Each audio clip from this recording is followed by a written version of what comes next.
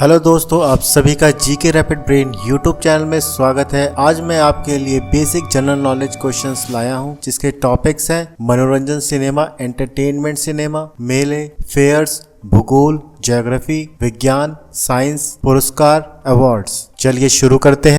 सबसे पहला प्रश्न, फलों से बने पसंदीदा शीतल पेय रूह अफ़ज़ा का निर्माता कौन है? ऑप्शंस हैं Dabur India, GlaxoSmithKline pharmaceuticals limited, Nestle India, Hamdard प्रयोगशाला। सही जवाब है हमदर्द प्रयोगशाला। व्याख्या, रूह अफ़ज़ा एक गाढ़ा शरबत है। इसे 1906 में भारत के गाजियाबाद में नकी अली शाह द्वारा तैयार किया गया था और पुरानी दिल्ली, भारत से लॉन्च किया गया था। वर्तमान में रूह अफ़ज़ा का निर्माण उनके बेटे द्वारा स्थापित कंपनी हमदर्द लैबोरेटरीज WAQF पाकिस्तान, हमदर्द WAQF लैबोरेटरीज भारत और हमदर्द WAQF लैबोरेटरीज बांग्लादेश द्वारा किया जाता है 1948 से। दूसरा प्रश्न, निम्नलिखित में से कौन सी फिल्म 1962 के भारत चीन युद्ध की पृष्ठभूमि पर आधारित है? ऑप्शंस हैं हजारों ख्वाहिशें ऐसी, हकीकत, रोज़ा, आक्रोश। सही जवाब है हकीकत। व्याख्या, हकीकत 1964 चेतन आनंद द्वारा निर्देशित एक हिंदी युद्ध फिल्म। सितारे हैं बलराज साहनी, धर्मेंद्र, प्रिया राजवंश, सुधीर, संजय खान और विजय आनंद। ये फिल्म 1962 के भारत चीन युद्ध पर आधारित है। तीसरा प्रश्न, भारतीय फिल्म स्टार राहुल बोस भारत के किस खेल से जुड़े थे? ऑप्शंस हैं फुटबॉल, रोविंग, रग्बी, स्क्वैश। सही जवाब है रग्बी। व्याख्या, राहुल बोस 27 जुलाई 1967 में जन्म हुआ था। एक भारतीय फिल्म अभिनेता, निर्देशक, पटकथा लेखक, सामाजिक कार्यकर्ता और रग्बी खिलाड़ी हैं और 1998 में वह एक अंतर्राष्ट्रीय कार्यक्रम एशियाई रग्बी फुटबॉल खेलने वाले पहले भारतीय राष्ट्रीय रग्बी टीम का हिस्सा थे। चौथा प्रश्न, फिल्म शतरंज के खिलाड़ी किस शॉर्ट स्टोरी पर आधारित है? ऑप्शंस जयशंकर प्रसाद, रामधारी सिंह दिनकर, सूर्यकांत त्रिपाठी निराला, मुंशी प्रेमचंद्र। सही जवाब है मुंशी प्रेमचंद्र।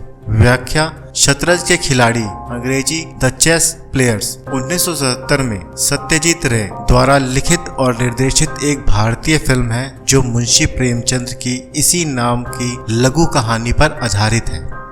पांचवा प्रश्न, पूर्ण कुंभ मेला कितने वर्ष में लगता है?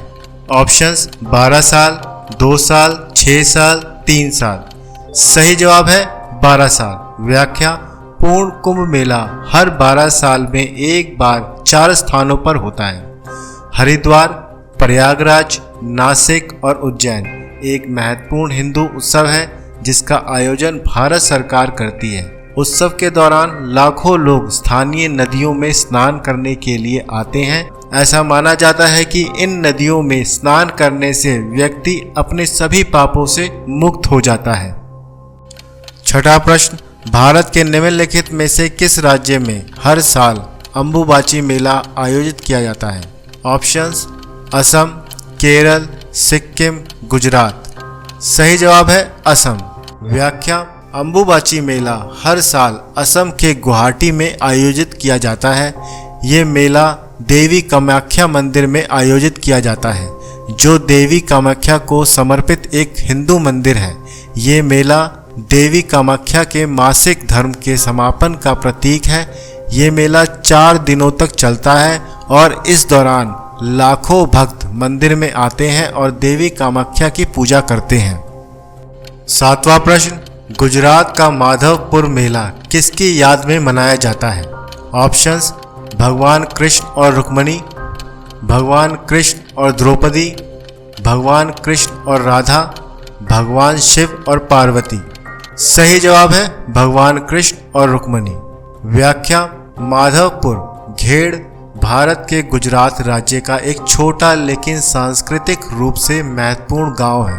कृष्ण ने पहले रुक्मणी का अपहरण करने के बाद माधवपुर में उनसे विवाह किया। इस घटना को भगवान माधव राय को समर्पित एक मंदिर और गांव में आयोजित होने वाले वार्षिक मेला द्वारा यादगार बनाया गया है।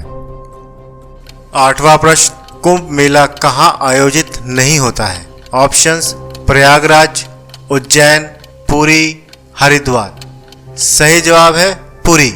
कुंभ मेला हर तीसरे वर्ष 4 स्थानों हरिद्वार, प्रयागराज, नासिक और उज्जैन में से किसी एक स्थान पर आयोजित किया जाता है। इन 4 स्थानों पर नदियां हैं। हरिद्वार में गंगा, प्रयागराज में गंगा और यमुना और पौराणिक सरस्वती का संगम नासिक में गोदावरी और उज्जैन में शिप्रा।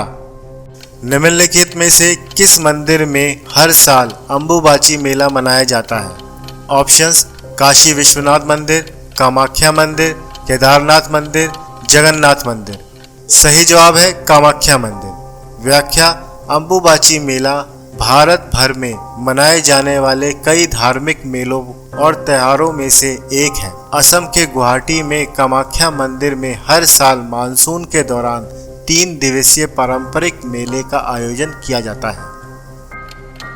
10वां प्रश्न, भारत के किस केंद्र शासित प्रदेश में बैस्टिले दिवस मनाया जाता है? ऑप्शंस लक्षद्वीप, दमन और दीव, दादरा और नगर हवेली, पुद्दुचेरी। सही जवाब है पुद्दुचेरी। व्याख्या, पौंडीचेरी पुद्दुचेरी में बैस्टिले दिवस मनाया जाने वाला प्रत्येक त्योहार अपने साथ एक लंबा इतिहास जुड़ा हुआ है। ऐसा ही ये दिन भी होता है जो बैस्टिले के नाम से मशहूर है। 11वां प्रश्न, किस महाद्वीप में कर्क विषुवत एवं मकर रेखा गुजरती है? ऑप्शंस उत्तरी अमेरिका, दक्षिणी अमेरिका, यूरोप, अफ्रीका। सही जवाब है अफ्रीका। भूमध्य रेखा या 0 डिग्री अक्षांश दक्षिणी अमेरिका, अफ्रीका और एशिया से होकर गुजरता है। अफ्रीका एकमात्र महाद्वीप है जिससे होकर कर्क रेखा, मध्य रेखा और मकर रेखा गुजरती है। 12वां प्रश्न, पठारों का महाद्वीप किसे कहा जाता है? Options Australia, Africa, Europe, Asia. सही जवाब है अफ्रीका। व्याख्या, अफ्रीका ऊंचे पठारों का महाद्वीप है। इसका निर्माण अत्यंत प्राचीन एवं कठोर चट्टानों से हुआ है। इस लावा निर्मित पठार को शील्ड कहते हैं। अफ्रीका महादेश का धरातल प्राचीन गोंडवाना लैंड का ही एक भाग है। विश्व भर में द्वीपों की कुल कितनी संख्या है? ऑप्शंस 500, 2000, 7000, 3000। सही जवाब है 2000। व्याख्या, मूल रूप से विश्व में कुल द्वीपों की संख्या लगभग 2000 से अधिक है, जिसमें कई छोटे बड़े द्वीप शामिल हैं। 14वां प्रश्न, हड्डियों और दांतों में से कौन सी तत्व पाए जाते हैं?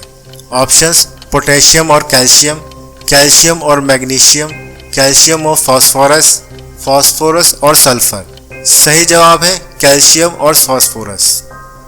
हड्डियों और दांतों में कैल्शियम और फास्फोरस पाए जाते हैं। कैल्शियम हड्डियों के लिए सबसे महत्वपूर्ण खनिज है और ये हड्डियों को मजबूत और स्वस्थ रखता है। फास्फोरस भी हड्डियों के लिए महत्वपूर्ण है और ये कैल्शियम को हड्डियों में अवशोषित करने में मदद करता है। पोटेशियम, मैग्नीशियम और सल्फर भी हड्डियों और दांतों में पाए जाते हैं, लेकिन इनकी मात्रा कैल्शियम और फास्फोरस की तुलना में कम होती है।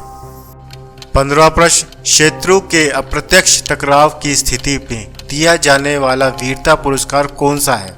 ऑप्शंस अशोक चक्र, वीरता चक्र, परमवीर चक्र, शौर्य चक्र। सही जवाब है शौर्य चक्र। व्याख्या, ये पुरस्कार दुश्मन के सामने वीरता के अलावा अन्य कार्यों के लिए दिया जाता है। ये पुरस्कार नागरिकों या सैन्य कर्मियों को दिया जा सकता है और मरणोपरांत भी प्रदान किया जा सकता है।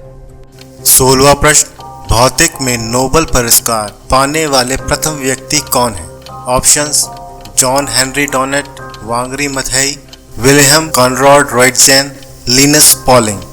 सही जवाब है विल्हेम कॉनराड रॉयटजेन। व्याख्या, भौतिक में पहला नोबेल पुरस्कार 1901 में विल्हेम कॉनराड रॉयटजेन को प्रदान किया गया था। विल्हेम कॉनराड रॉयटजेन एक जर्मन भौतिक विज्ञानी थे। उन्हें एक्सरे के संस्थापक के रूप में अच्छी तरह से जाना जाता है। 17वां प्रश्न, पुलित्जर पुरस्कार जीतने वाले भारतीय कौन हैं?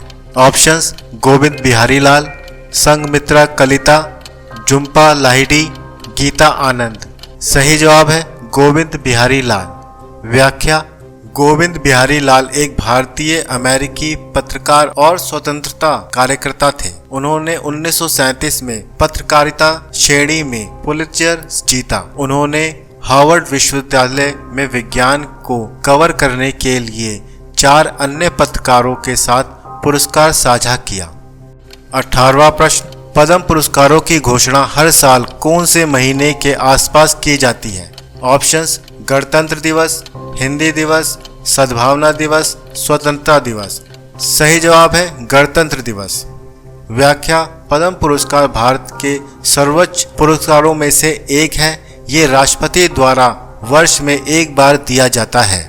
19वां प्रश्न, प्रित्जकर पुरस्कार किसके क्षेत्र में योगदान को मान्यता देने के लिए दिया जाने वाला एक अंतर्राष्ट्रीय पुरस्कार है?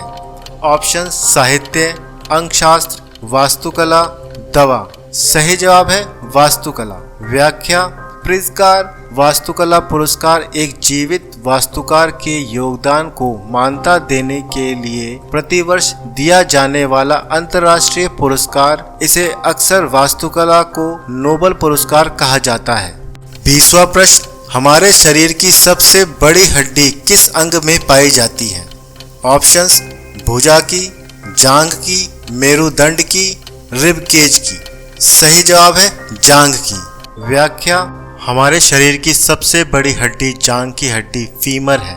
यह हड्डी कूल्हे से घुटने तक फैली हुई होती है और ये शरीर की सबसे लंबी और मजबूत हड्डी होती है। फीमर का औसत वजन 2.5 किलोग्राम होता है और ये 50 सेंटीमीटर तक लंबी हो सकती है। फीमर शरीर के वजन को सहन करने और चलने, दौड़ने और कूदने जैसी गतिविधियों को करने में मदद करती है। थैंक यू फ्रेंड्स, वीडियो देखने के लिए। अगर आपको कुछ भी अच्छा लगा हो तो सब्सक्राइब, लाइक, शेयर जरूर करें। अगर आपका कोई भी सजेशन हो तो प्लीज़ कमेंट करके जरूर बताएं ताकि आपके लिए अच्छी से अच्छी वीडियो लेकर आएं। मिलते हैं नेक्स्ट वीडियो में। जय हिंद।